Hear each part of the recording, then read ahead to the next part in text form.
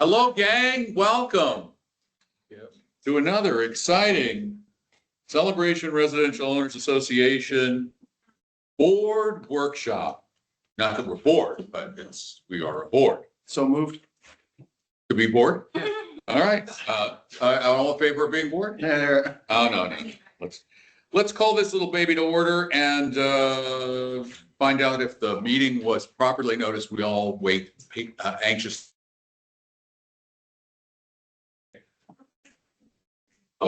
Motion to adopt the agenda. We have a form. So moved. Second. Any discussion of the agenda?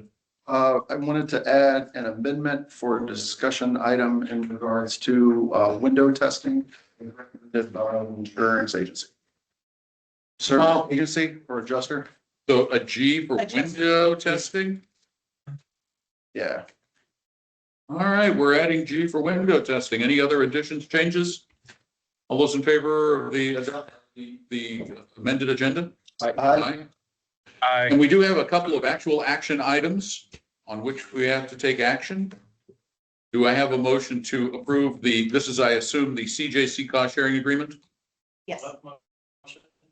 Second. Second, discussion. Anything? No? Okay, all those in favor? Aye. B, motion to approve fall pressure washing for service area. I'll make the motion. Second. Second. Any discussion? So has this, I know pressure washing has been a hot topic with the service areas. We don't give them necessarily the flexibility to pick and choose the vendor or the scope, but have they all approved this? Because I've seen it where they come back and they say they hadn't been brought into the loop. They hadn't approved it. The committees are first hearing about this when they're out there actually spraying. Has this been actually discussed with each service area and are they on board? Approval of this contract, no, because when we do a mass contract for all 14 service areas, we don't seek the input from direct approval as it's one contract. However, we do seek feedback off of the service areas based off the project last year, which had a lot of adjustment to the RFP this year to address the amount of issues we had with last year's pressure washing. All right. The bids we received back were quite wide in price range. And as you see in the rationale, we are choosing the recommended based primarily off of budgetary restraints within the service area budgeted lines for pressure washing. Okay. This is just feedback. And where's Alex? Okay. Yeah, just feedback, just going forward. I think we got to tighten that up a little bit. That's the plan. So I'm okay with this, but yeah. And this one, the vendor that we're recommending tonight, we've even had a phone call today expressing what is already listed out in the RFP, sharing what the expectations are, how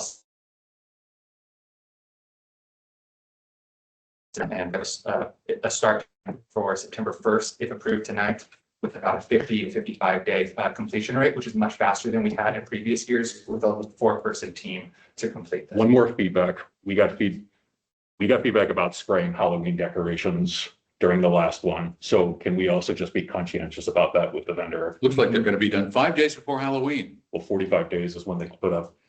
Oh, that's true. Yeah. This is one of those give and takes with the service areas. We Just provide proper communication. Just a courtesy.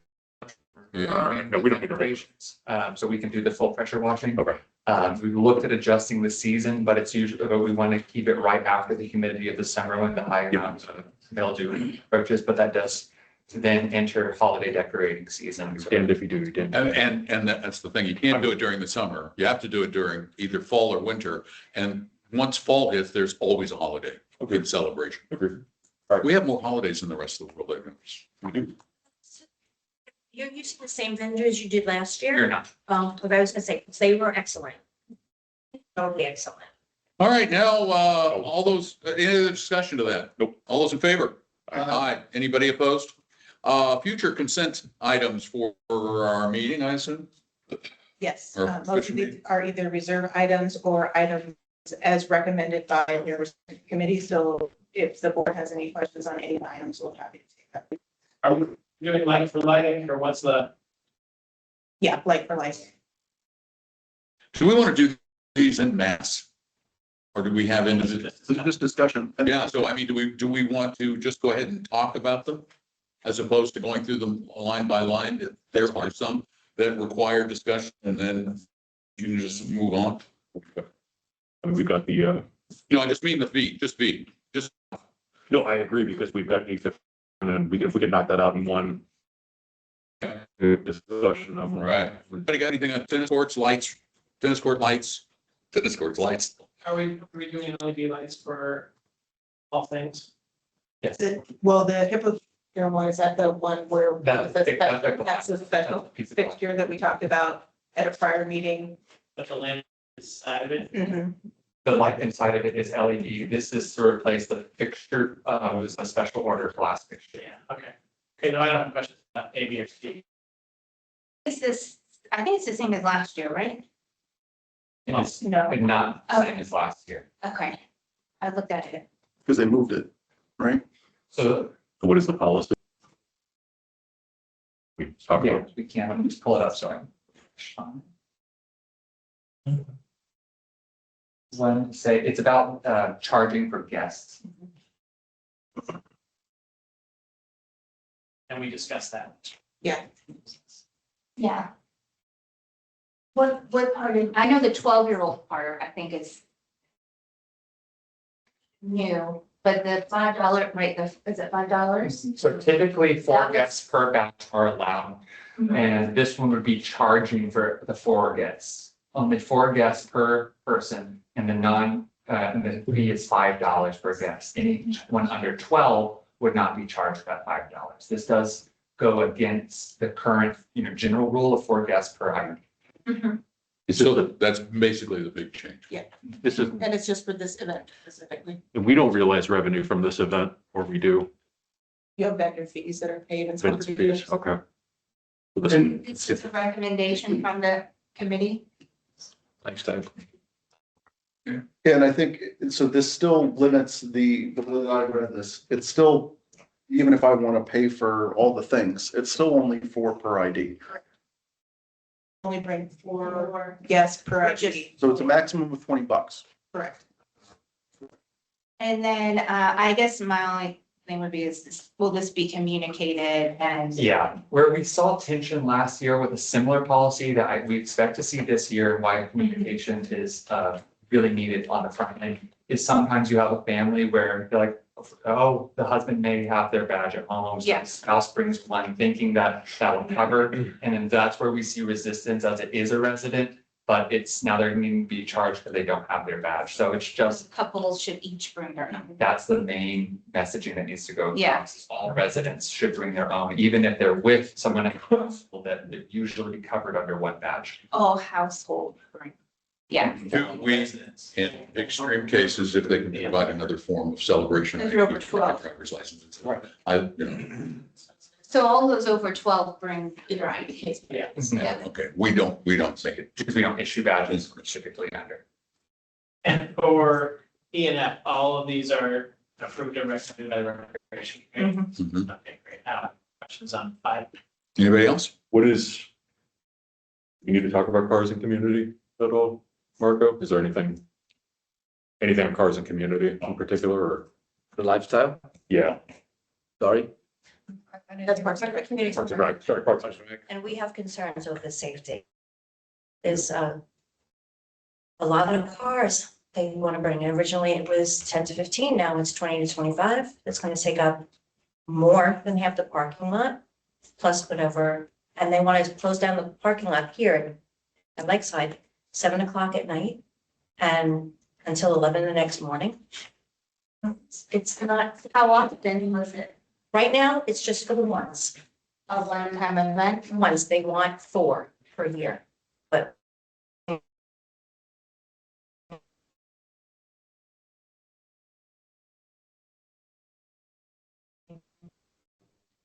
let's drive, so to speak.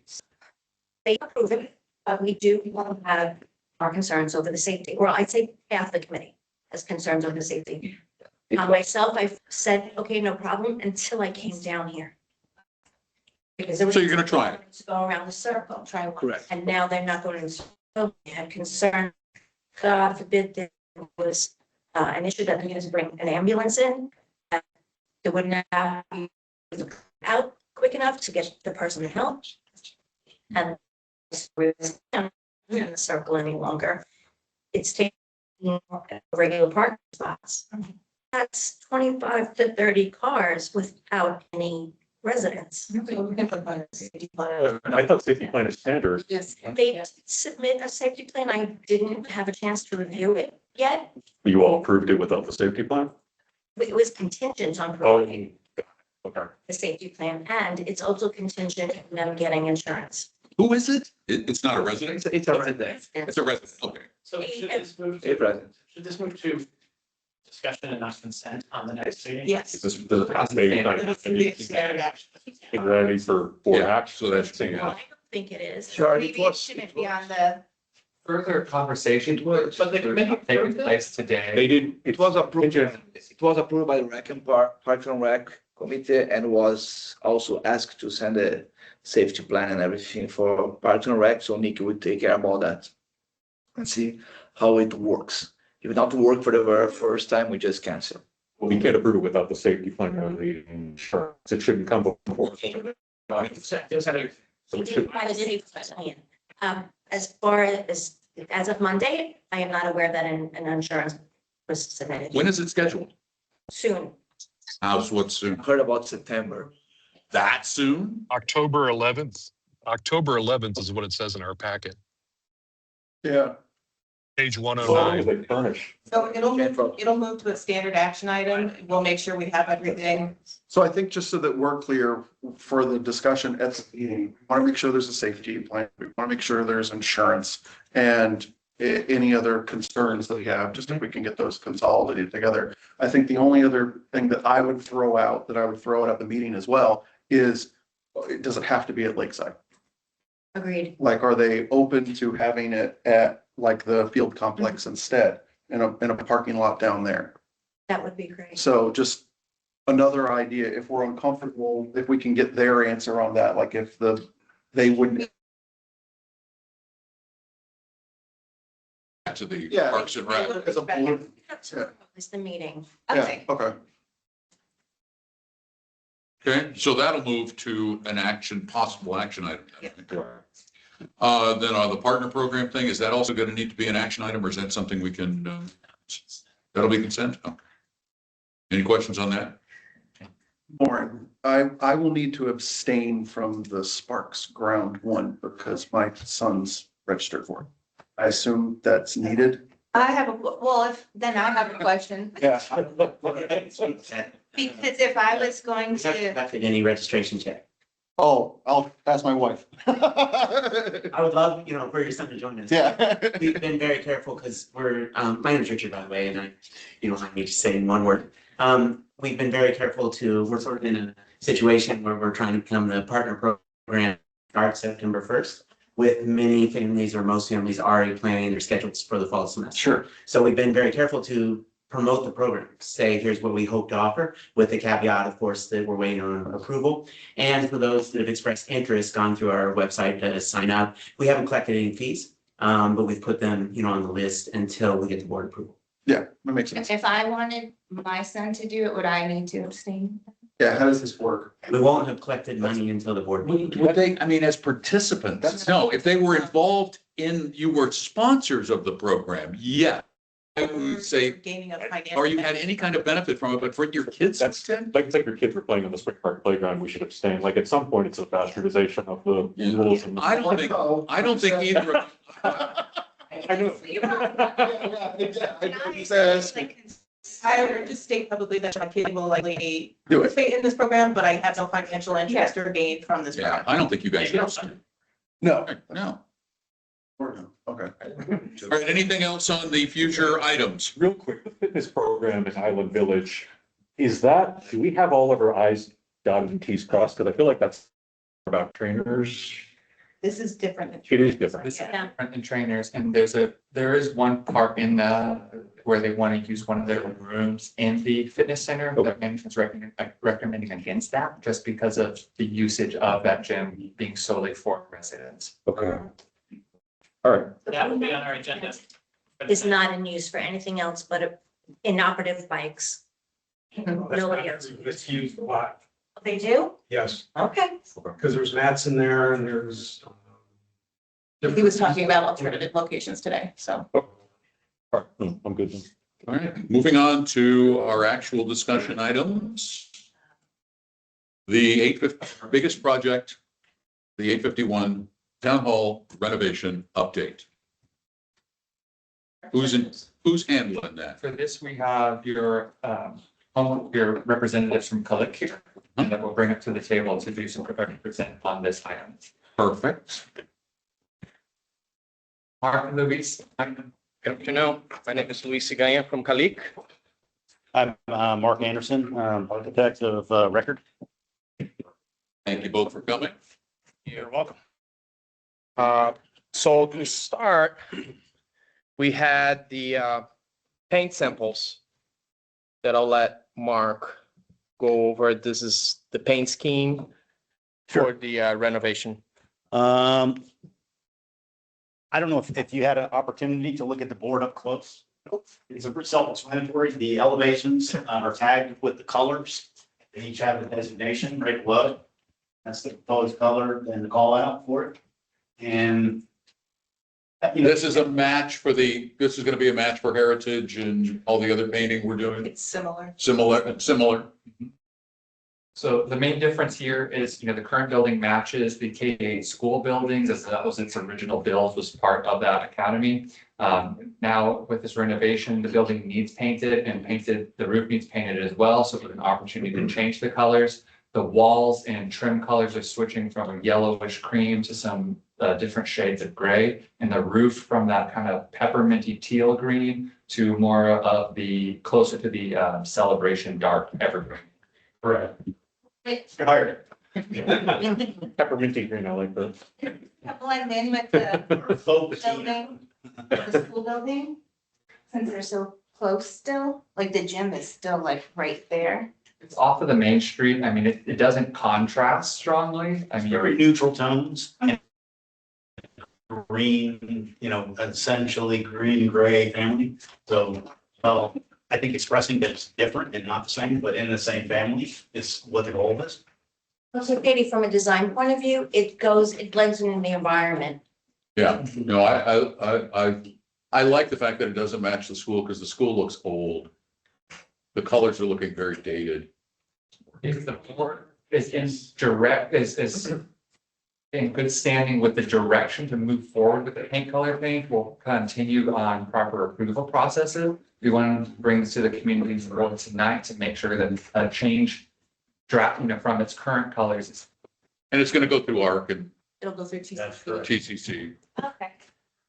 But yeah, this was a thing where a consensus can let this move forward, because it's Yeah. not about a thing where it needs. I think we should. These colors are very neutral and very celebration. And not 1990s. So gray metal roofs, not approved. No, this is green. Yeah, the roof is green. It's green. It's celebration green. It's a greeny gray. Light green currently, this is changing it to a dark. Okay. This doesn't necessarily need to go through the ARC unless I know, it's, needed to go through It ARC. will go through Mark Jones as the TCC representative. It should get our review, because I don't want to get the emails, so. You did it on this building, I can't do this on my house, like. ARC also signed off on marble showers. Yeah, but TCC is the ultimate arc.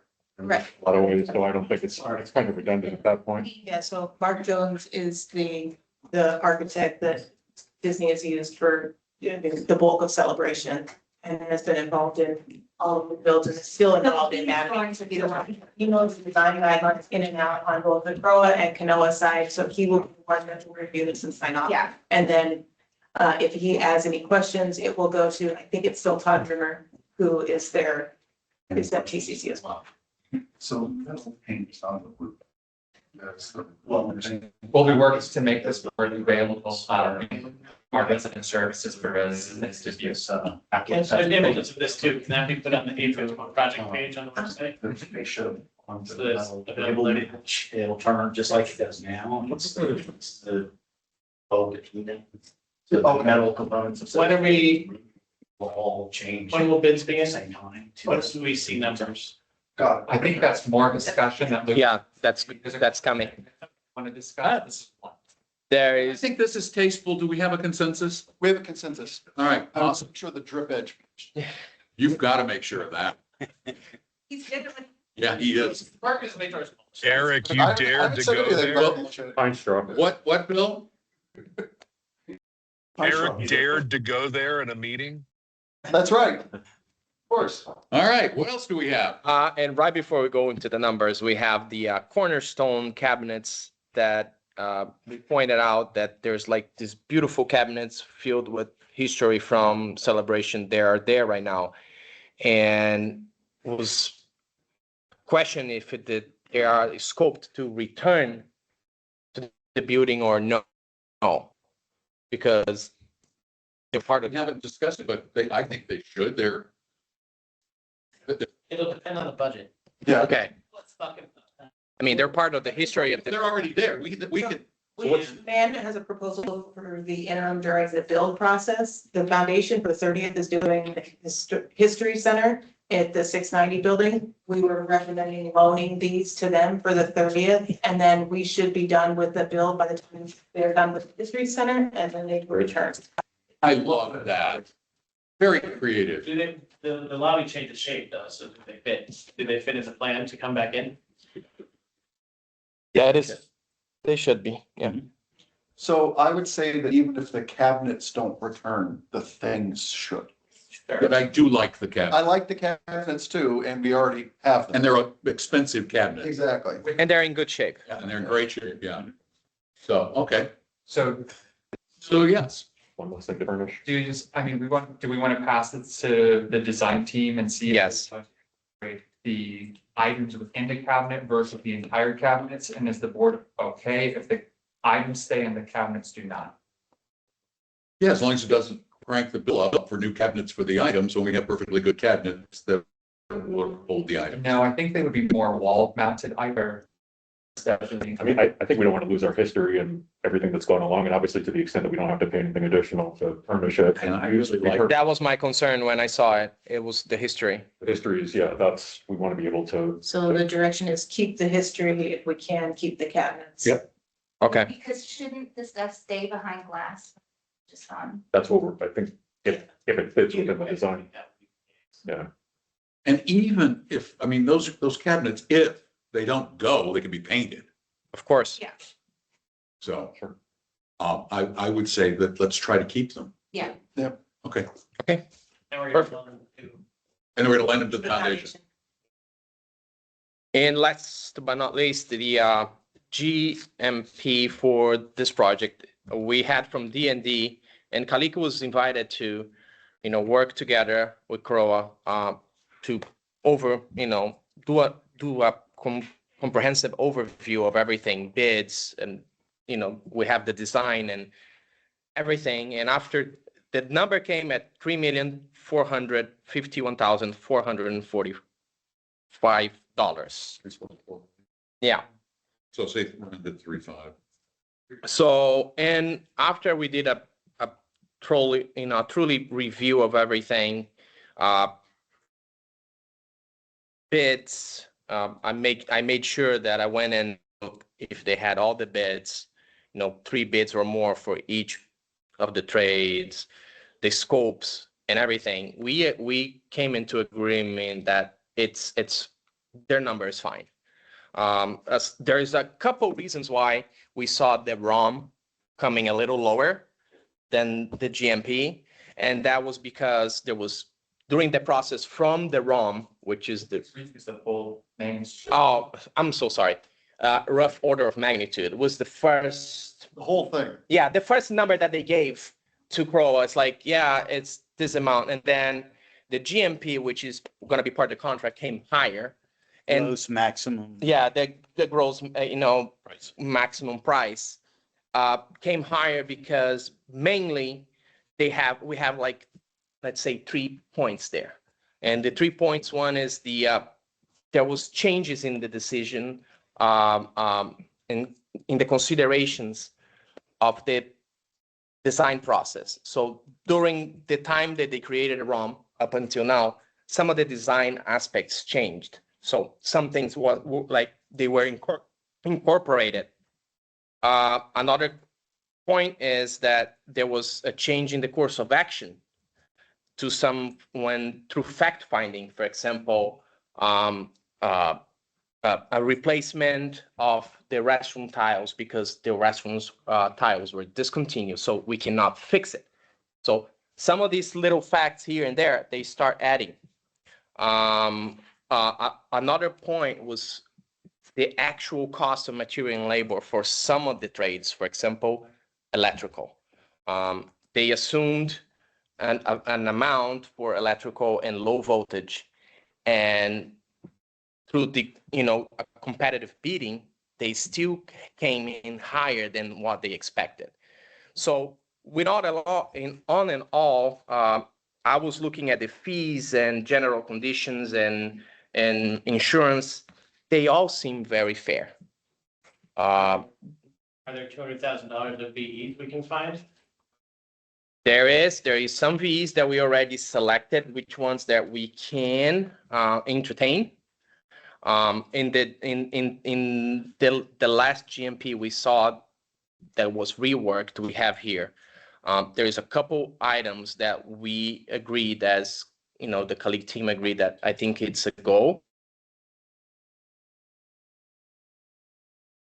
The electrical package, which is not here, we have carpet and VE. We're still waiting for the designer to make a decision with the samples on hand, because she didn't want to give a final word on, okay, we're going to save $40,000 on that. I want to have material on my hand and say, yeah, they're good.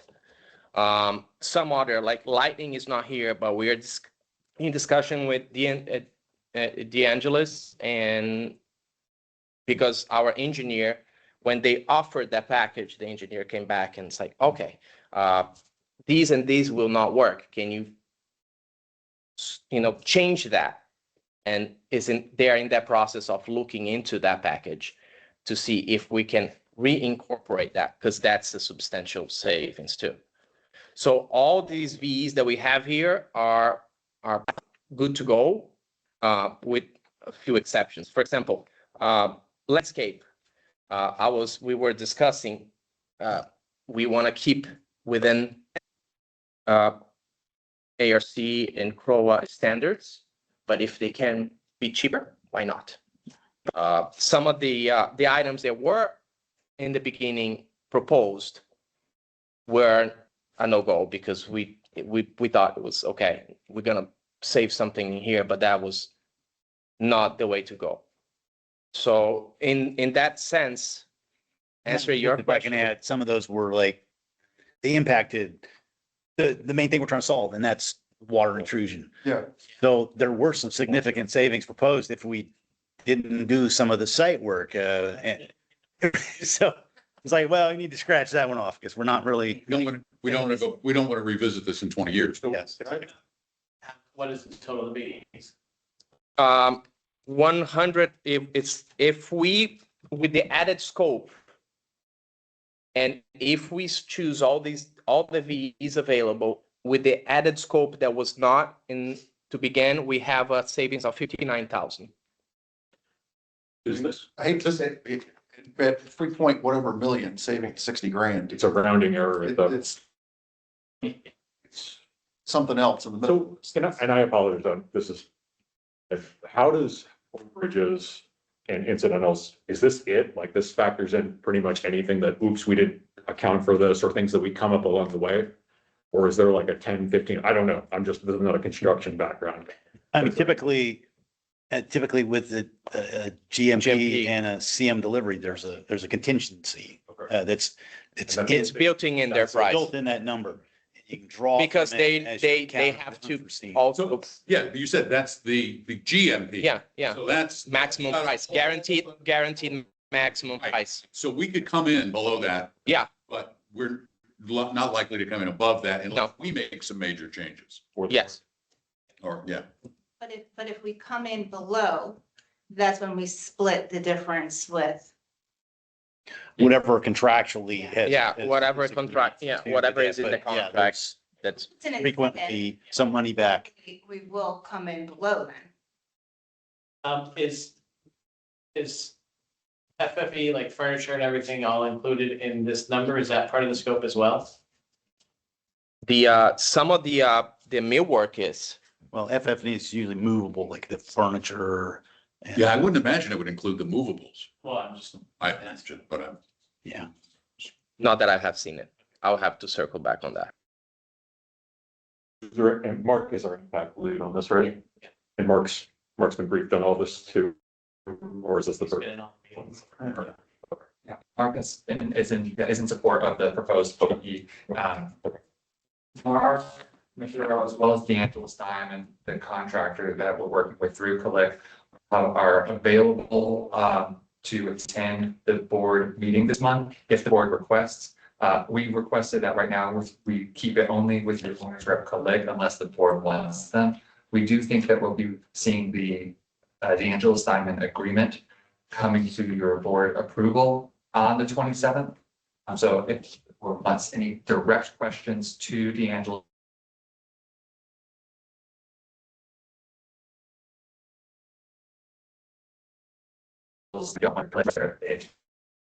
Intention would be that meeting would also be the community presentation. Yeah, okay. Oh, sorry. sir, Just for asking, does this scope of work include lightning rods for the building? Goodness, that's a good question. don't we already have them up there? I fell down. No, I think they're still there. Yeah, if they're there, there's. I'm pretty sure they're there. They are there, but Yeah. what I'm asking is, will they still be operative after all this work? Will they still be grounded and on the roof? I would say absolutely. Okay, thank you. We don't want them to become detached and then laying on the ground. Understood.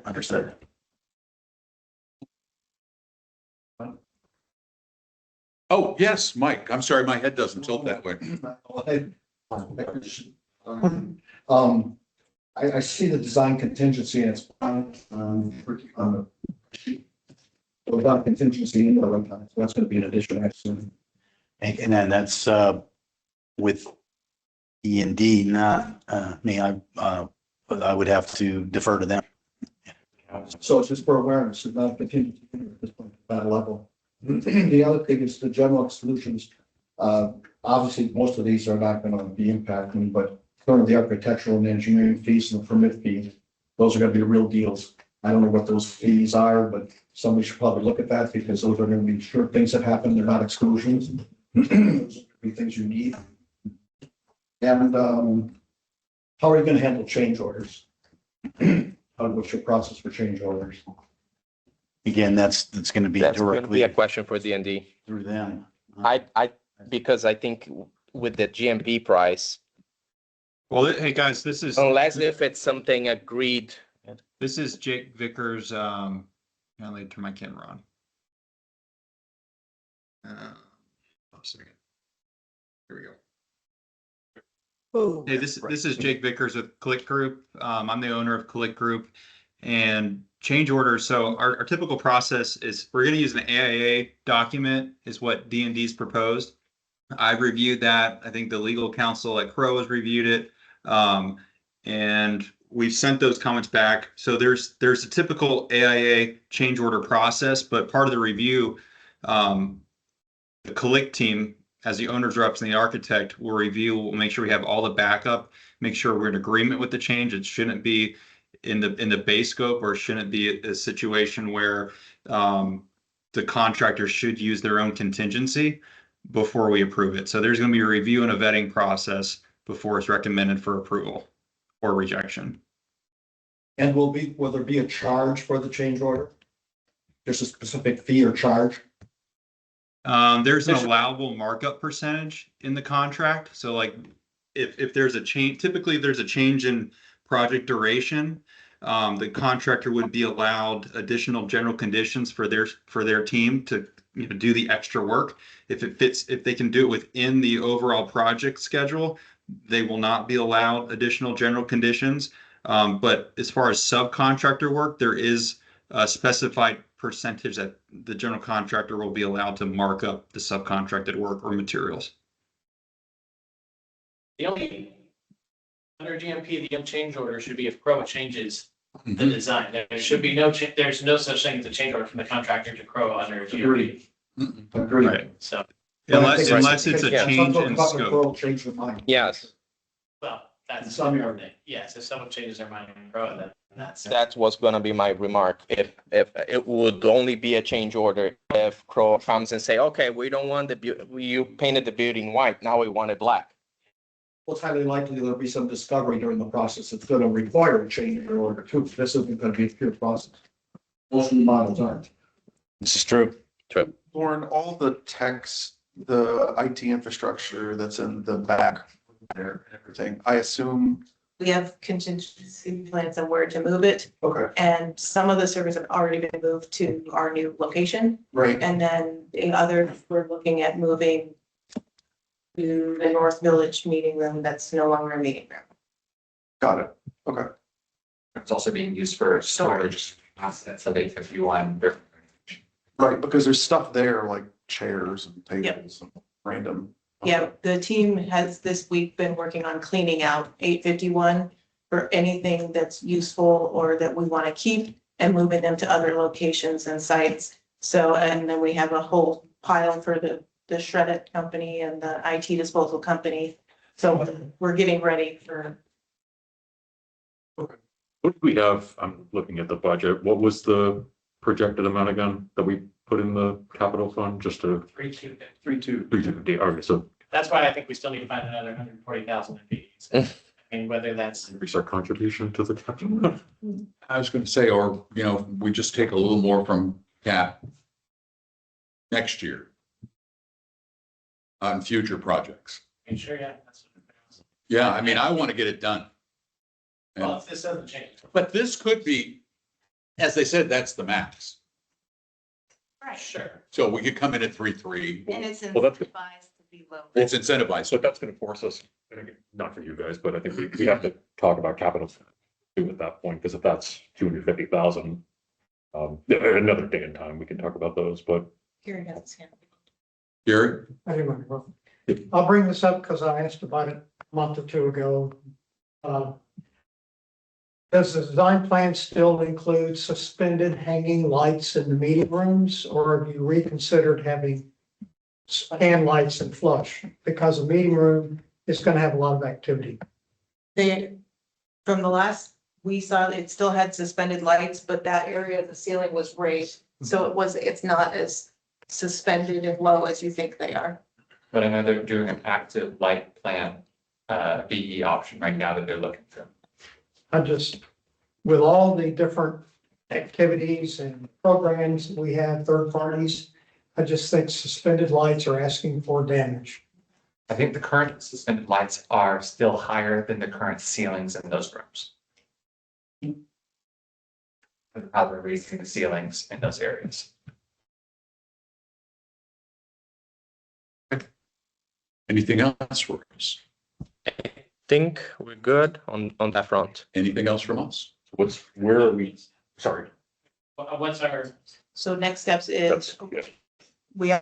I have a call with DeAngelis and Jake next week for them to get back to us on our comments on the contract. Hopefully we'll come to an agreement at that point. It'll go to Charlie for one final sign off. And then the contract with this price will be on your next board meeting along with the 3.17 implementation for approval. I still would like to see the number come down, but if there's not consensus with that, then there's not. I mean, I would agree, but I just, We can continue to work with Colig and DeAngelis on that and have some potential alternatives for the meeting that can be discussed. Yeah, one of these are that I just spoke about it is the lighting package that it's not in here because it was when we came back from the engineer, it was a no because whatever they proposed, it was not into the specs acceptable. So that's the package that it's another $50,000. It's not $5,000. So that's another package that we are still looking into that. And I already, reached out yesterday to DeAngelis asking, did you follow up on that because we need to find some extra. So that would be 100 between then. If we get to, it's 100, it goes to more than 100. Does it get, I don't want to, is this like a value engineering? Is so that, Yes. So but don't we want to, to some extent, avoid some of that? Because I understand the need to, like, I guess that's the question, like, what is going to be value engineering? Sometimes you're talking about branding, and sometimes brands can cost. And some of these, I mean, just use as an example, a quick example. Let me look at here. There was a discussion about what kind of ACT, which is the ceiling tiles that we're going to use. There's some brands that are more expensive than others because they last longer when they are bigger. Like when you go into a ceiling tile that is bigger than 24 inches by 24 inches, you want a better brand because they will not sag or they will not fail over time. But when you're talking about a smaller footprint, 24 by 24, if you go to a cheaper version, it will not fail over time because it's smaller. So that's the type of things that we look into option, because I don't think it's going to affect the final product. It's not going to affect the quality of the product. It's not going to fail over time, but it's going to save you, let's say, $5,000. So why not? Like buying the Kirkland brand instead of the name brand. The excellent, like. Yeah. So basically, that's what we look. Yeah. Let's not buy the brand and look something that is still good. It's still in specs. It's still As long as it's presentable and in the design, but cheaper. So you're aware, all VE options are being vetted by Click okay. and their design team and their engineering team. And Mark Maturo has asked that he have eyes on all of those and thumbs up, thumbs down. Okay. I don't need quality right now. Yeah. It's just material. Right. Like carpet, is carpet an option, like 40,000. Definitely. Yeah. Big and for example, in luxury vinyl, what matters for durability is the layer. You know, the top layer, the wear and tear layer. If it's the same, but you're saving on this brand, and they, you know, through manufacturer warranty, you protect it. Why not? I'll just say the community was told 250, so we want to try and get as close to that, so that we're holding to what the commitment was. Okay. That's right. I think, and I agree, Jared, that's what the community says. I think the piece that I get concerned with too is that we come in at 3.5, 3.6, or 4. If we're crazy, we shouldn't. But if we do, I don't want us to then come down and then we walk into this facility and because we cheaped out on the ceiling tile, it's like, well, that's all people are going to look at. Here's the thing, is that at the max, at the GMP, we are only 5% over what we said. This is going to be our one shot to get this. We're only 5% over what we said, and that is with a lot of this stuff is imported. That's with tariff sneaking in on things. I think if we come in at a max of 3.4, we're going to be looking great. I don't think the community is going to have a conniption over $150,000, $200,000. And it's completely defensible again. It is. And we're so tired of using all these other facilities. Yeah. I agree with Jared, though, that we would need to defend that to why there's a difference. And I think there is a defense. If there is there, because otherwise it just looks like we said one thing and now we're doing something. And we're not appointing it in gold. We're not. Yeah. Like, so this is just getting it to, we want it to be obviously functional, operational. We want it to last. So this is not something where, we want to repurpose again, like the history, we want to get the cabinets back in. I think this is being done in really an intelligent, fiscally responsible way. Well, and if I can add, the painting of the roof is not just cosmetic. Oh, yeah. It's waterproofing and it's going to have a warranty associated with it. So that's a value that I would not, recommend that you just use regular paint. I mean, it's paying for And making good paint always, back when I was young, I used cheap paint. Use good paint. Good paint pays off. You don't have to paint as often. It saves you money. Yeah, so if we can again, that's the GMP. So if we come in at 3.4, 3.35, somewhere in there, I don't see how we couldn't defend that. We're talking 2 to 6% difference In worst case scenario, we table a project, we have to just be a little bit more responsive. Or delay. Delay, so it's again, this is, and again, partner programs, everything is at 51. It's our target.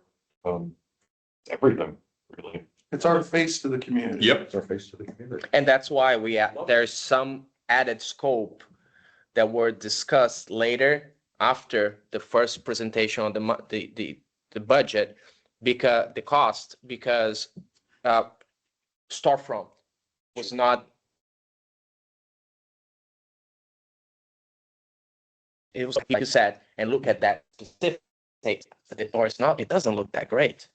So some of these little things were added, and this is where you start seeing, That's replacement, replacement of doors that were not in scope, because, you don't want to go in and have a door and people say, wow, we spent all this money, but the door looks horrible. Yeah.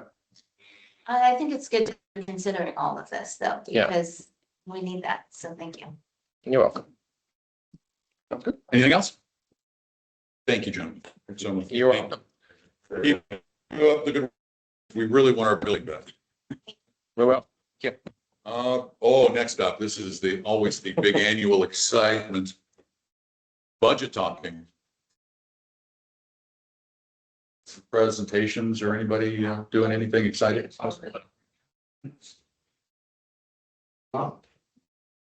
Yes, please. Oh, sure. Come on. Just as a highlight for the capital fund, just so you know, we're already at over 700,000 of capital fees through July. And we're estimating with phase 2A, we'll be at 1.4 by the end of the year. And what's in the cap budget right now? The cap budget, we just had the splash pad. No, what's in the what Oh, in do we the, have in the capital fund right now? 4. 4.1. Yeah. So we'll be adding $1 million to that 4.1. Yeah, so 1.5 million next year. So even if we just if we pay 3.5 million and the sports come in at 1.2 million and we don't do a lot of other capital projects next year, we'll still be over $2 million. And the next $1 million can go to the capital projects in 27. Exactly. Exactly. Cool. That's so good. That's good news. So we should be in good shape. I guess my first question is to Graham Manor, has anything changed as far as this cost sharing agreement or anything? By CROA, it'll be ratified by CJC tomorrow, so nothing's And changed. that's the numbers that we have in the budget. Budget, and nothing else has changed since it was sent out last Friday. Okay, so we've gone from 19% down right now to just below 9% as far as what the dues increases would be. We did a lot of different things to try and get there, including, yes, a lot of discussion on the capital fee going from, or the capital allocation going from 500 to 50. Mike wants it to go to 300, but 50,000 isn't going to make a big difference on any kind of capital project, obviously, in my view. But everything, the annual sponsorships are going away, so we increased the goal to have more on funding for the individual type of programs that go on to offset the annual sponsorships. Then it's the park and rec income.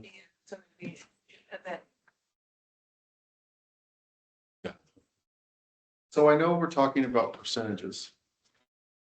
However, look, I know 10 is like a dirty number. I don't know why, but 10 seems to be like. Double digits, that's all. Double digit, that's what we get at. But in math wise, we're talking about a few $100, right?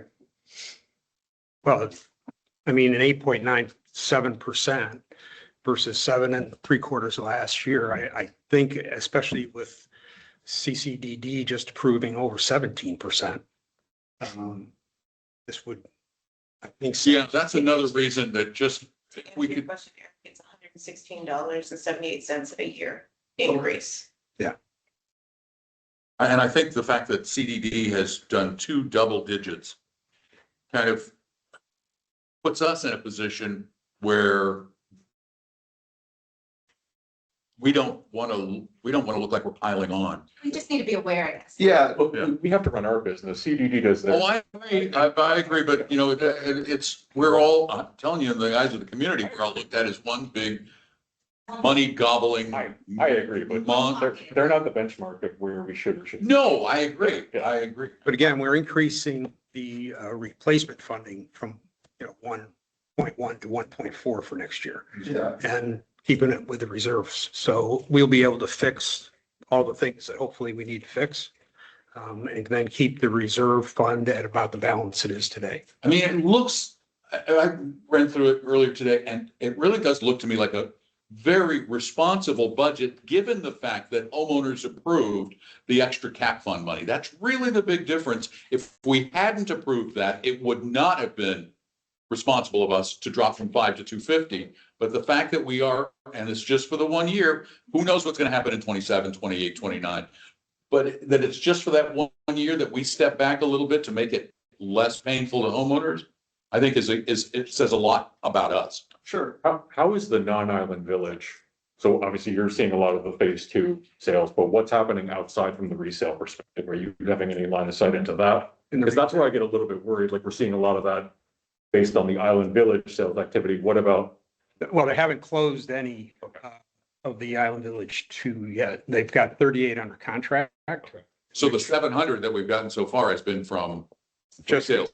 That's just pure Just recent. There were 3 new. So they've been there were very 3 good. new homes in Island Village this year. So they've been very good. Yeah. Resales. Now, that could all change, but then that'll be a budget for 27 or 28 that has to address that. We really can't, we are very responsible when it comes to capital funds in this community. We have been, and reserves. Yeah, I agree. I think the only hole that I see in the budget is if we're assuming tree maintenance and tree replacement cost.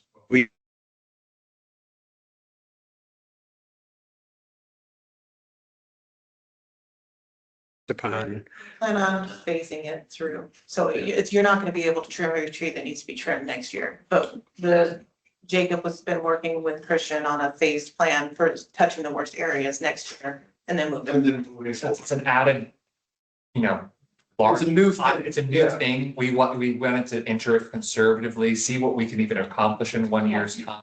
We'll start the project and see where we are in 1 year's time with that, to see where we are. If we need to adjust that, we felt like this is a conservative amount to move forward. Okay, because I think that we need, the tree line, in my opinion, is never going to go down. We should always expect this as the community gets older, it's gonna increase. Because it's more expensive to trim bigger trees and older trees, and then they die and they're expensive to replace. Another note on that line, that's your annual replacement. So anything outside of your main contract is in that line with your 85 parks and then more parks coming online. Most of your service areas, your townhome associations, keep the landscaping outside of contracts between 5 and 10,000, and that's for just their 60 homes, not 85 parks and all of this. So, anytime a tree dies, a plant dies, and we look at just ongoing replacements, CROA has been annually budgeting $20,000 to cover every one of their parks. So it's been very low. That's sometimes why you're seeing overages in this line. Sure. So increasing that 80,000 is to plan to be used predominantly that 80,000 for tree trimming, but also it'll help us with being flexible for any other adjustments that need to take place with small ongoing. That's not large projects, that's funded through your reserves, but this is just small ongoing replacements that are needed in parks month to month. Charles, just so you know, 184 homes have been sold through July at $148 million. I think we're right. And I'm okay with the finance committee's recommendation ultimately on the concern is all the oops moments. How many times have we had pools break or floods happen or things that just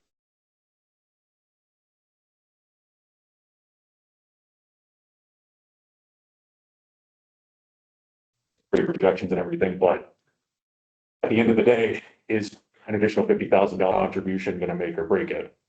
And I don't know. Like I said, I'm willing to go with the expert's recommendation. That's where I just get. Yeah, again, that's difference is capital. Pool repairs come out of replacement. They're coming out of, I'm saying things that go above and beyond. Well, yeah, if we had to replace a complete, Like we're- that would be a different thing. But we shouldn't have to do that after all the You know, repairs that this the year. proposed budget does show, for pool operating expenses are increased based on what we're seeing. Yeah. Again, it's a conservative increase. It's not based off what we're projected this year. This year, though, we did see a transition of, one, we had a new director of facilities in this, so we caught a lot of ongoing issues that saw these numbers increase.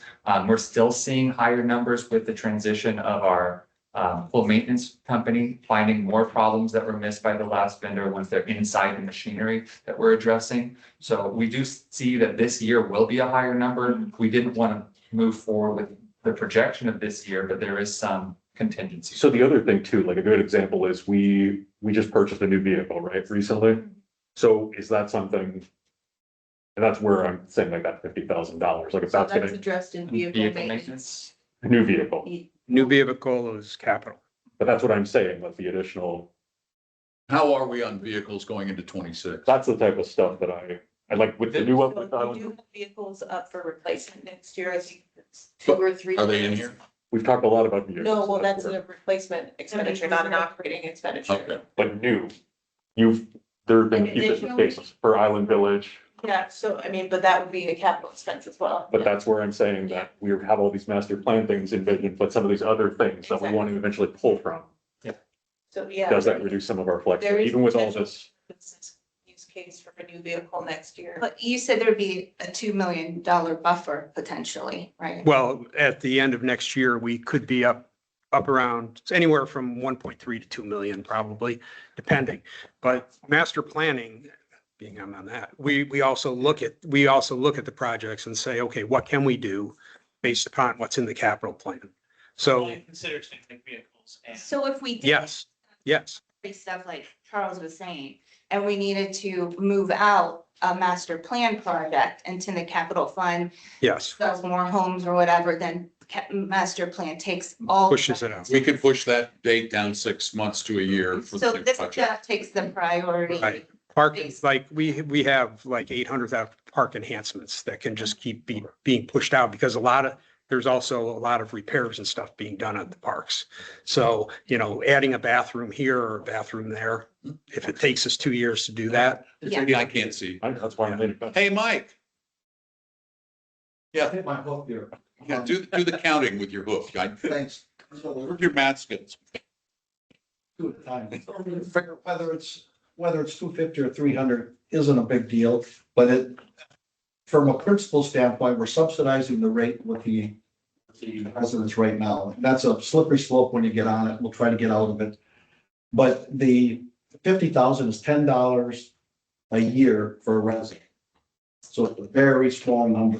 But it's $50,000, a lot of numbers. It's a bigger number when you accumulate it, right? So there's something. What does the extra 50 put us at on a percentage increase? 9.75, under 10%, which are. So still under 10. Yes. And we've been talking about the 851 building and trying to trim there and what's gonna happen there. And you saw, if you read my comments, this, and Jim agrees with this, the budget is probably the tightest budget we ever put together. Yeah. I mean, we screwed it down tight, right? So the probability of a deficit this next year is probably the greatest it's ever gonna be in our history. So we probably will have a deficit. So to have another 50,000 laying around, it only costs the residents another $10 per year. I don't think that's necessarily a bad thought in terms of conservatism. And I think My opinion. 10, under 10's the magic number. It is, it's magical. Yeah, I think, Do you prefer paying $10 for something or $9.95? I care about the increase. I don't care if it's 10, 11, 12, as long as it's. So it goes from a $116 a year increase to $126.99 increase. And we're also investing, $10 a month. no, but that can also be. A year. Oh, a year. A year. yeah, that's, So, I mean, yeah, we can talk about it's just $10, it's just $10, but every year someone says it's just $10. And like, at Oh, yeah. what point have we increased $100 every year where it is, the increases are just substantial? Because next year's budget, the increase will be based off of $126 versus $116. So it's going to increase then exponentially from there. I agree. I also think, so when is my time up already? Your time was up. Time. I vote for 50,000. When I first moved here, we had no community gyms. There were none. We now have two. When I first moved here, we only had one heated pool. Now we have two. When I moved here, we didn't have the field complex. Now we have that. So when I hear comments like, we don't have any additional amenities, there's a list right there. And all those things cost money to do. And so I think that, I agree with you, Jared, like if we keep going up and up and up, it looks silly, but then there is stuff that we've received for that. It hasn't necessarily stayed static year over year. So I think we can make a recommendation on why. I guess, but to me, I also look at it and go $10 for the year. It's still under 10. And it gives us a little bit of help. I mean, I do laugh with the whole vehicle argument because we're getting rapidly to the point where we don't have the staff to drive the vehicle anyway. So because we're short and people, if we have to start doing more inspections, we need an inspector to drive the vehicle. We don't have that staff member, so it kind of doesn't matter. It's some of those things that snowball together. The big thing for us is 851. And I think that, we're gonna see some ancillary expense with that. And I do still think that we're gonna be battling with landscaping for a while, at least into the middle of next year. Sir. Yeah, his comment on the budget is, I'm supporting what Mike said about going to the 300, that if you're looking out to 2027, you're talking about another 100,000 in replacement easy, just $20. And then from going from 250 to 500 in capital, if that's what you want to do next year, that's another 50. So you're talking about $70 already just in those items. And I think 100,000 increase in replacement next year is a little bit conservative based on Island Village Phase 2 and all those amenities coming in. So that might be a 1.6 number.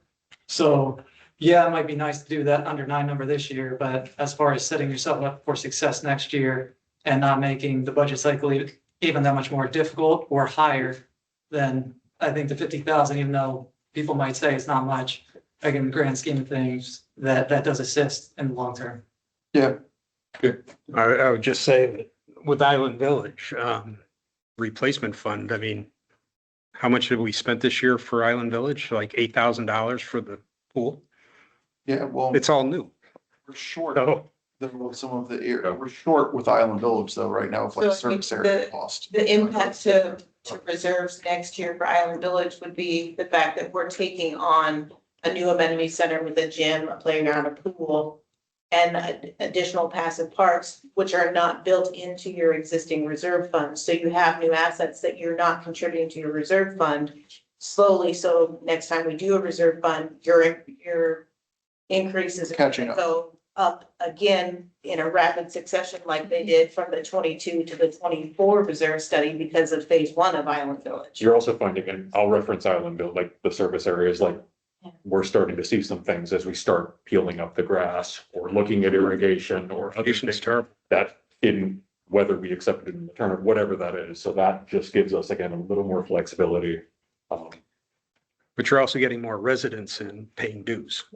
Sure. So, I mean, What's our timeline on approving this? So the goal would be at your August meeting to propose this to the community For so a that we meeting. can mail out the 30-day notice. And then at your September board meeting would be your final approval. So we need to decide whether we're gonna go with the 250 or the 3, basically. Kind of what it boils down to. Did the finance committee have like a consensus on it? we originally agreed on the 250, but then Mike and Andrew decided we should go to 300. So I don't think that was, I guess I just. don't think. No, we did because The we consensus did of the the, meeting with the board and the committee was the 250 was. Yeah. That was Yeah. the modeling, that was Yeah. put in the model at that particular. no, that's what it was, Was it agreed with the finance when you were getting 300,000 as the contribution with your marketing specialist and everything with CJC? When the board ended up negotiating that better than the expectation of the budget. That allowed for some cost savings that then funds could be readjusted, which the finance committee has not discussed in a public meeting yet. I agree with that, and I think we should pass that cost savings to the residents. Okay, hold on, so the finance committee has not voted on its recommendation to CROA, to the board. Well, they did, but now there's new information. It was a joint CROA board meeting and we all went around. Yeah. And we all said, But their recommendation should be a vote of them, not us. Well, it was also. it was a joint Okay. meeting. The 8.97 has not been voted on by finance.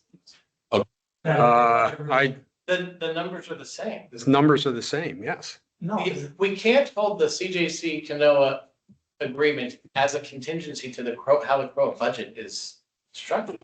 but I'm saying the $300,000 line item with the other pieces in there for the cost.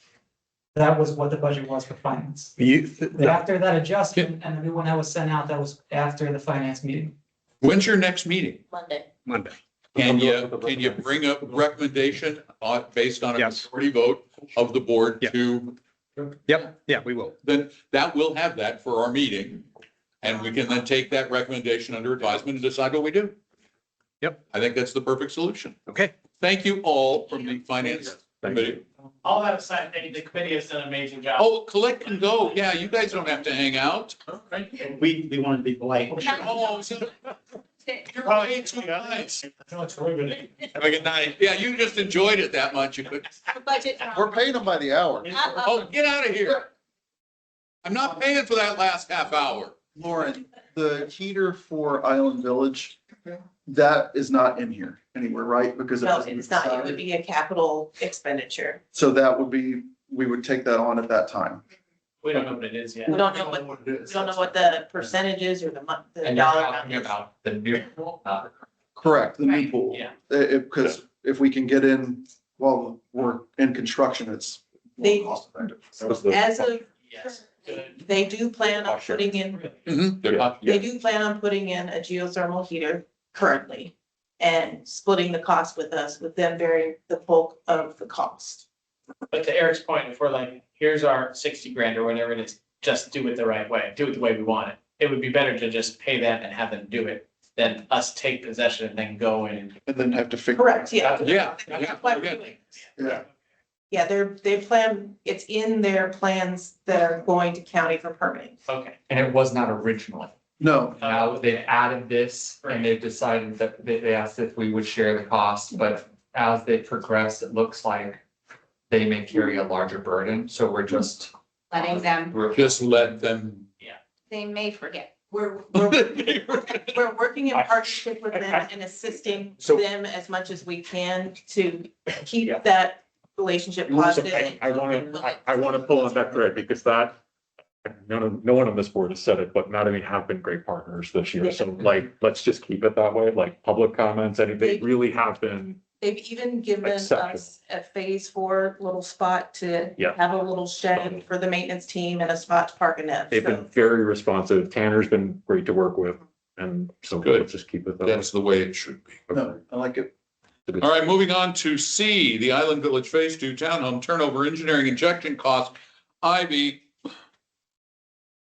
Townhome Committee request.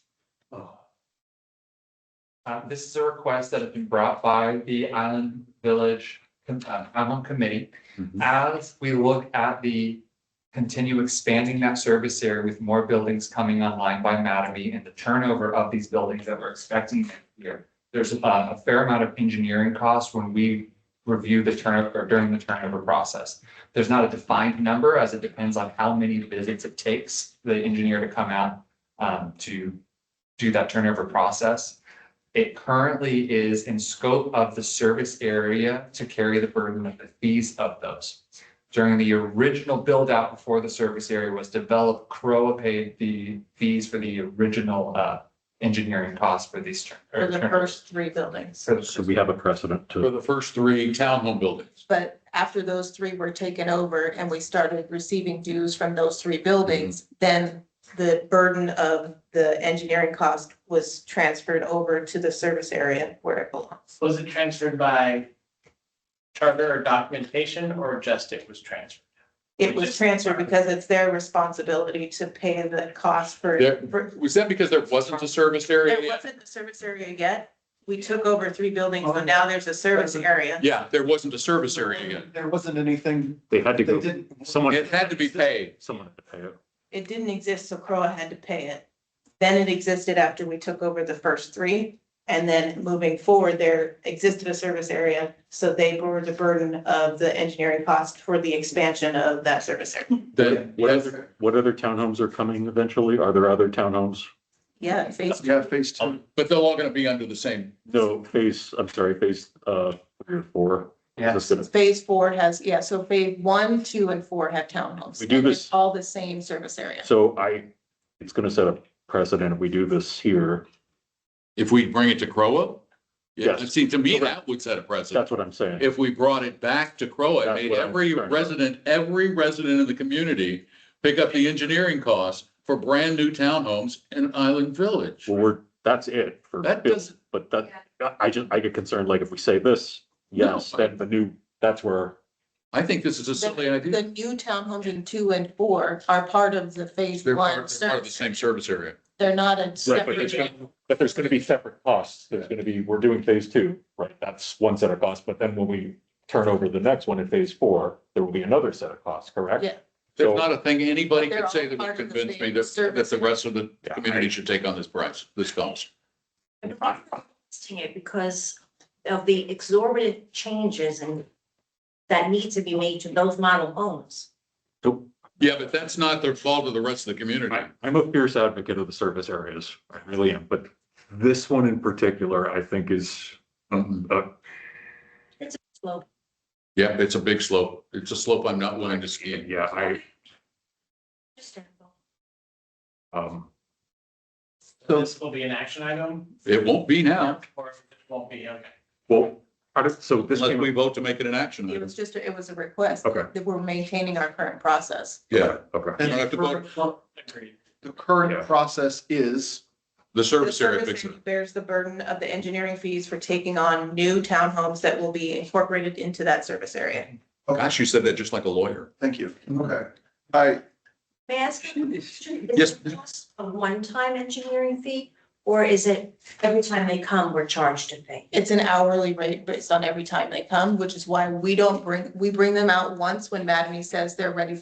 Well, we do initial inspection, and if we see things instantly that are not right, we tell Madame they need to correct them. Once they're done with those, then we bring the So then engineer in out. addition, So every we, time they come. yeah, every time they come out, it's an hourly rate. Who's hiring the engineer? You are? It's Karen's is the ones that we've been typically using. Okay. And they have a say in the process of who's the particular engineer? Like, I guess that's the other question. I Can mean, they- we can bid it So out. you all have transparency in the decision-making Based on process? how many times they need to come. Can we agree on that as well? Well, but they're not gonna know anytime. But I They think it's, actually bring them out as necessary Yeah, on these for the turnovers. so Recall how many times they've come already? it depends on the building. One. It depends on the building. So the first 3 buildings, it took an entire year for Madame to turn them over to us. And I know, Models. yeah, the current models, Karen's has been out twice. I would just want to give them the flexibility to No, have, They're gonna be turned over soon. they signed off on this last round. What we're So waiting. 2 on is visits, we gotta sign. Yeah. Okay, so that's gonna be the more likely future because Madame was new at this and. Well, and this person who's doing the turnovers now is the same person that's going to be doing the turnovers in phase 2. So hopefully they've learned our expectations as part of this process. So it will limit the number of times they have to come out. Not guarantee that, but hopefully. yeah, We got a short learning curve now. we'll stay in touch on it too. Obviously, if we need to discuss it again, we can. Okay, now on to D, Charles, tree preservation policy. So Lauren I shared saw it in a the. few things. Katie shared a matrix, so I'm hoping we can have some discussion, maybe some alignment, maybe some consensus on a tree policy. Right now, my understanding is from your email, there were some bullet points, general commentary around what you all are doing in the current state, but not really a defined So policy per se. what I attached Which is a today, that it reflects our Perfect. current process and what is in your contractual scope of work defining the maintenance and fertilization of trees. Okay, so from what I see, just to get to the straightest line, this, I think we just need to vote on, approve. But isn't this already being used? It's our It's current not a practice. board. It's not an existing. Okay. policy. It's not a Okay. board policy. But it's your practice, real It's not your managers. There's something that we codify. And Okay. the only thing that the independent arborist is my hangup. And we've seen it a few times with some of the trees, with Longmeadow, some other things specifically with exquisite. And is there an opportunity to get some consistency around how we plan to? So approach this this? policy, currently, if we visibly see the tree is dead, we don't call an arborist to. That's fine. check and make sure it's dead. That's fine. When it comes to other trees, what's in this policy is if we feel a need for the arborist to come out because we don't know if it's diseased or what's wrong with it, and we feel we need a second opinion, we'll call one. Or if the board requests one, we will bring an arborist. So I'm okay with this because something is better than nothing. Number one, it's a starting point. We can go back and amend it. Something obviously that we can present to the community, say that we have a defined policy. I think what I saw with Longmeadow was a little bit concerning just around the independent nature of that practice. But I think this is good, honestly. I think. Yeah, I'm fine with it. This is very detailed, in Comprehensive. depth. It covers everything. It's really clear. It says that it's always been our policy. It's our current practice. It's the corporate policy, but it's not a CROA. So this is the bullet point that I sent to Katie was our current practice. We didn't have a actual standard document that we. Practice So and procedure. I put our practice into an SOP and I pulled in additional. So scope then we could content. vote to adopt this SOP as a CROA. So the only question that I would have, that I would pitch out, and you're in the room, sir, not Gary, sorry. Can you find the oldest community that, what do you guys call yourselves now? Real Manage? Whatever it is. The oldest community that it is, that has old trees, and if they have a tree policy? Because I mean, I hate to say it, let's try to leverage someone else that's been down this road before. I didn't like writing this, by the way. And this is great that you have, this. I am not. And preparing these, there's tons of similar. I don't want to pass what I have. I just wanted some discussion. So, I mean, yeah, if they have some other policy, but this looks great. Just to supplement. Yeah, something, if there's something weird we haven't figured out, sorry. All right, so we're gonna look at that for next meeting. Gary. Hi, Gary. For clarification, would you tell the audience which trees does this apply to? Common areas. Common area trees. Okay, so it's CROA trees. CROA trees. CROA Right. owned and maintained. To clarify, it does not apply to homeowners' trees. No.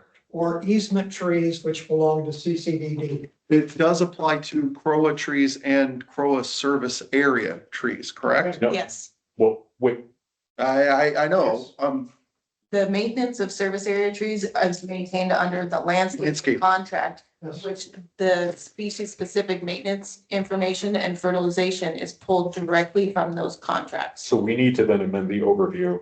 I want to make sure that the very first paragraph is really clear on what this applies to. And go ahead and include a sentence that says what it does not apply to. right. Okay, that's a very reasonable addition, And just to make sure for community clarity. Yeah, It's way confusing. So can we just amend? Yep. yeah, CDD explicitly is excluded. But I yeah. think that, And homeowner streets explicitly excluded. Right. okay, but you say that, then so a service area tree that sits in someone's private zone in the fenced in backyard, whose tree? Service area street. Oh, in the backyard? Well, those are In different. private area, that's gonna be the homeowner's responsibility. Exactly. That needs to be laid out. That's a homeowner though. But there are different service area obligations too. Some service areas thought we maintain, don't we? Private areas? Is it Roseville Corner? Don't I we? don't think we maintain the private area on the. If they have a gate, If it's, don't, Yeah. they, If it's open, we do. so here, let's simplify Okay. this. This is CROA common area trees. Service areas will deal with separately. I'm like, let's do it. Yes, what she said. yes. So we'll deal with. Just shares. as CROA common area trees only, service areas, we will deal with separately. Okay, We need to engage the service areas anyway to. Be sure and say that. that's done here. Yeah. Service areas are defined in documents XXX. Yep, perfect. Great. All right, landscaping, Charles. Has anyone driven around? I have. Yeah. I have. So I appreciate the note that we got from. Can I start? That was it. It was just yes or no, have you driven? My own pontificate. Was there enough mulch? Go pontificate, have at it. You know this guy. How about it? No, You wanna start? no, go. You have the floor. I yield to Mr. I'm giving you the talking. I yield to you, Mr. No, you can phrase it more eloquently and I'll, please. It's rough. Yes. I was gonna say the same thing as you. I think the only thing that I would say is I know that we got the note about the overspray in a lot of areas, especially in Artisan, and that's just because I am there. And I know that there's retraining going on there, but we probably need to look at then trimming some of the deadness that has now resulted from that. We got that. Yeah. There. I know that sounds silly, but it would make it look less dead in those areas. But I'm worried about the overall condition because it goes beyond weeds at this point. They're talking with getting a QC, got Brian getting a QC guy. And I think that's so I'll add on to that. If you go past Heritage right now, and it's just a small sample size, the sod that we just put down last year, I think, is already starting to over by in front of the playground. It's not a drought issue. No, it's bugs. It's bugs, but the question is at some point, and take that and extrapolate and start looking at, and go over to the East Village fields. Take a look at those. I think we spent $110,000 on sod very recently. Now, what did they do over there? That's been resodded entirely. Yeah. No. No, St. Augustine is Heritage. Just St. Augustine. The Bermuda is the East Village. But it was Bermuda before. That was the selling point. The Bermuda is behind in Heritage. Yes. Correct. And Are you talking about the field in St. August in the front or the back? Well, both, but the St. The St. August front does have a big, looks like cinch bugs or. Yeah, it's like all, it's. Cinch bugs or however It's been you pronounce raining it. stuff, so it's definitely not dry. But if you go look at some of the, and even past it, like the smaller parks, something just seems to be, whether it's an oversight issue, a staffing issue, is he overstretched? I don't know. The reality is he's our contractor for the passive parks, for the large parks. We just gave obviously United the CCFC contract. He's also in all the service areas with the exception of maybe 3 or 4. Thank you. Okay. Why don't we have him come to our next meeting? But, okay, I hear you, And hold on. ask him. But when he comes here, it seems like it's a lot of excuses. Well, right. But if he's going to come here, we need a strategy from him, whether it's 30, 60 days, something.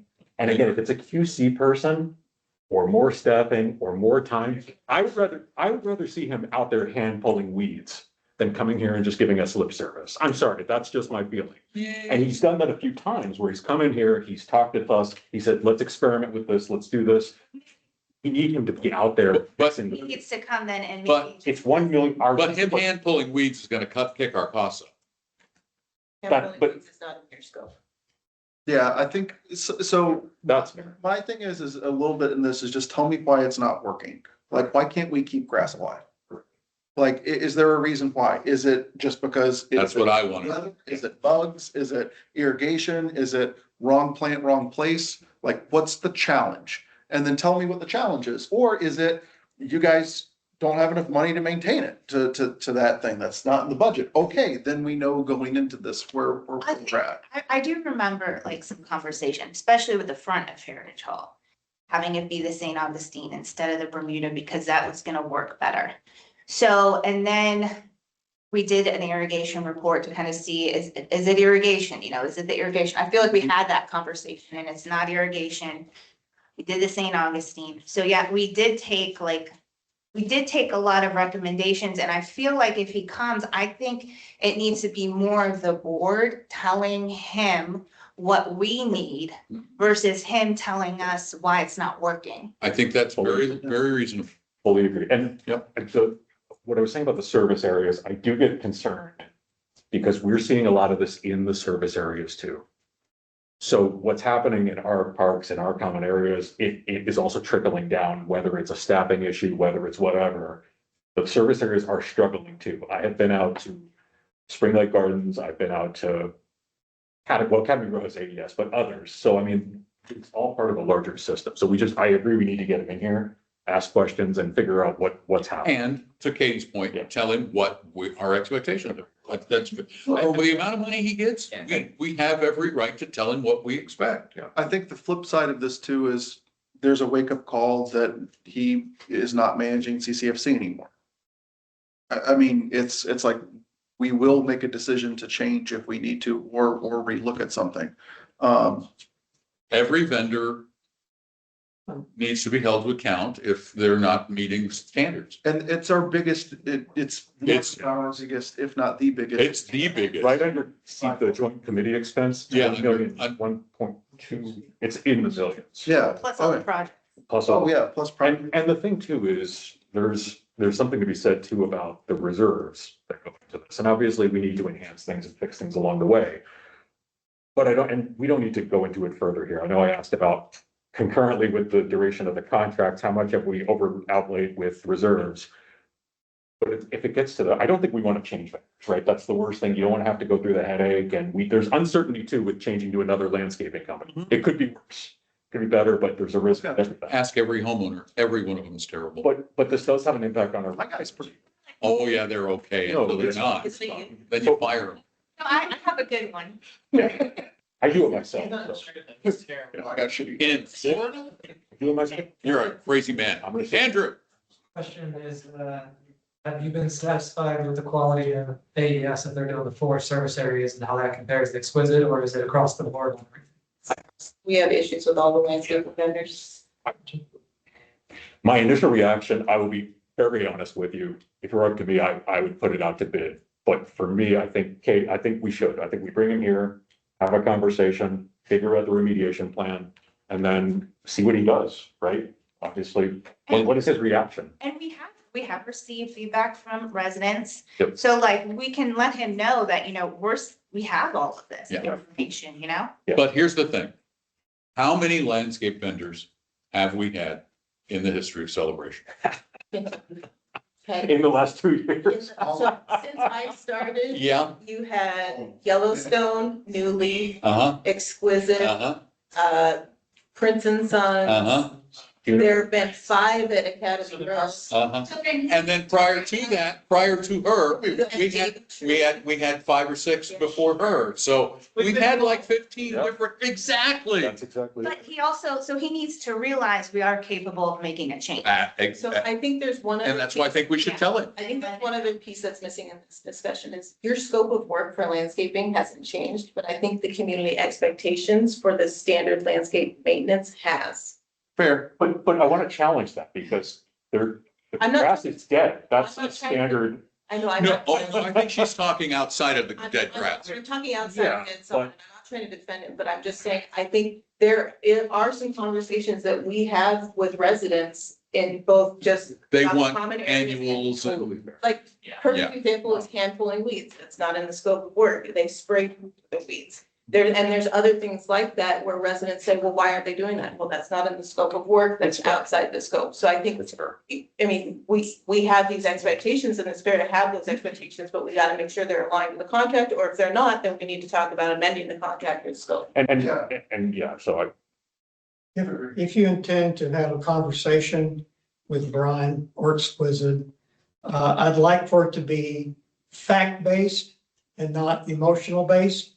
So bring a copy of the current contract with signatures on it and use that as your starting point. Because it'll dissolve into he said, emotional, I heard this, my neighbor said that.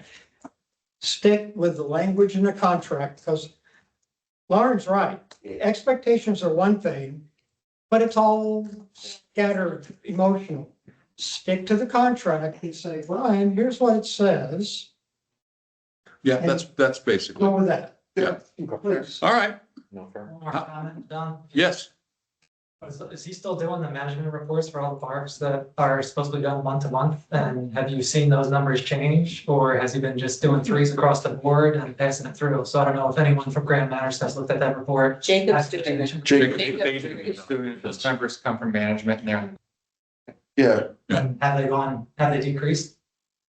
they've been increasing based on, Replacement. Based on this conversation, it sounds like we should. Oh, you're talking about the ranking, the ratings. Yeah, ratings. But, They're not all fives. but, Absolutely not. No, and they're not increasing. You're not seeing a huge increase. but You're seeing adjustments. you'd have to take out two ones that we just enhanced, because that's going to skew it, obviously. If we just enhanced it, great, it's gonna get a 5. How is he maintaining one that's just sitting, like Long Meadow is an example. There's two topics. One is the maintenance. Yep. And then one is the projects, because we're using him for both. So it's like, we have two different areas that we need to look at. yeah, I agree. I would say too, though, like, for example, of note, like just in Artisan, I don't know, the hill that the kids roll down, the only elevation we have in the community. The budget report? Yeah, by the bocce court on the other side. Oh, Mount Bocce, yeah. The trick, I'll bring up all the hot button issues. That we replaced the trees there, but we know that a couple of them, or there's one that we're worried about. That's noted in the report. Like, so we know even though we did the project there, that even the project, okay, we had a little issue, so we're trying to figure out what's going on. I mean, I was convinced that one tree was completely dead. And then Christian went out and looked at it. He's like, actually, it's alive. It's just slow. And, you know. They're critters. These aren't, you know. That tree is getting replaced under warranty. Ah, That there we one go. that you just. Oh, the one by, but yeah, that one. All right, I think we've decided we're gonna talk to Brian at the So meeting. just, the only concern I have is we're gonna wait another month to do that. Meeting, Oh, the board, we want to have like a board. do the meeting. Okay, So okay. we'll share the As long as it's not a workshop. scope with you guys Mhm. and we will invite him to the. We'll set aside a Okay. 10, 15-minute discussion period to have a talk with Brian. Okay. Jared, technology modification review resolution. Says this has the technology committee wants to review. There are a lot of changes of technology that are happening, and the technology committee wants to review things unless it's a like for like replacement. If there's a substantial change, the technology committee wants to review that and make a recommendation for the board, so that we don't have changes. There are some compliance issues with cameras and things that are happening. Microphones is a good example here. So the ask is a resolution to have it be a review by the technology committee before substantial purchases or changes are made. Even if it's under the $5,000. Just to review the technology, To review the technology, yes. the viability of the technology, the quality of the technology. The compliance, yeah. all of Like the it. change. Unless it's like for like, so like if Unless it's something, like for- so something, Like if we're replacing this TV, we replace this TV. yeah. But we're replacing it with one that's the same size and has the same connectivity and the same things like that. You don't mind. No one said we're gonna put a projector. Operations, day-to-day operations. Yeah. No day-to-day, okay. So I heard too with this, and I agree with that. I think fully supported. I think what I heard specifically that was part of the genesis for this was the cameras. That there was a unilateral decision, but it wasn't done in consultation with the technology committee around pulling out the access camera. Was that it? I'm not sure if it was replacing cameras, but there was a small, it was like a camera or two, maybe Yeah. 4, that were switched, and there was kind of, I think, a tacit agreement that we approved with the Unify equipment approach, and Dominic purchased cameras that fit within that realm. And we just want to make sure that we're sensitive about protecting our investment in our current camera equipment. And we're not making kind of just whimsical changes just because. Yeah, I think there shouldn't be carte blanche to do that. Obviously, it should be you all, and that impacts like our larger strategy and other things. So Specifically with the camera, it was the new cameras that were purchased are not compliant, or if we were to turn our cameras over to the sheriff's office, these new cameras are not, they could not be on that network. because There was a question of whether they were. They are now, but the question was, we weren't. We just want to make sure they are going forward. Okay, that seems very reasonable. And look into replacing me with AI, just They were going through. bring this in. Okay. That's all, that will come as a thing to vote on. That'd be great. Window testing. So The insurance adjuster has requested to spend, it's like 4,200 to 900, I can't remember. My question is, insurance adjuster is someone with the insurance company or this guy that we hired to do the stuff? Okay, I don't want to do that. Why does he want us to test the window? He thinks it will prove that that most of the damage that was sustained, it was wind-driven rain and it was coming through the windows. So this is for our claim. He thinks it will help your claim. okay, Do you want to start with this? I'll shut up. We don't need to send this discussion. What do you think? I think no. I don't think we have to. This thing has been sitting in limbo for so long. And it's very surprising that now this surprise cost is coming out of left field. And I think, we're hearing like the insurance companies drag, okay, but it doesn't sit well with me. But if we don't Something do is- it, Then we don't, then, But then our insurance goes up if we. no, it's the claim. No, it's, This is the claim for 851 repairs to help us cover some of the costs of 851. See, this is we have a claim filed against our insurance company for the damage done to 851. If we can prove that it was water-driven rain that came in through the windows, then our claim is enhanced. The chances of getting money from our insurance company go up. But the windows have aged almost 4 years. Exactly. Yeah. Right. Same all the seats. Right, it'd be a good chance. I don't think it's worth the money. And we vacated the building for almost 2 years now. so my question is there any risk if we do not do this to them not covering the building? Yep. They have not asked for this. Because They have not The asked. insurance company has not. insurance company hasn't asked for this at all. I say no. Yeah, he's just trying to enhance the claim is what Which it's. I get. I get it. Maybe a chance, but I think it's not a chance for $4,000 when we are already maybe not getting this claim anyway. Can we test just one window for $400? I got a hose. I think so. Okay. I think we should hold off and see how this progresses and He if, has his testimony on August 26th. Yeah. So like, there's still, let's see how it goes. if the insurance company comes back and say, well, we need a test, Yeah, great. right. Then they can do the test. They will do the test. They'll pay They for can it. pay this claim. They'll pay for that. We don't need to. Ask him to share the cost, 50-50. Ask him to put some money up front as he chases his commission. Yeah. So I'm not at this time. None of this, Not this time. Do we have to vote on that or? no, Okay. because it's a request. Anything else from anybody? Yes, I would like a motion to adjourn. I knew you would. Did wait. Second, okay. At least we got the second, or we were gonna have to stay. no, good. Sit here.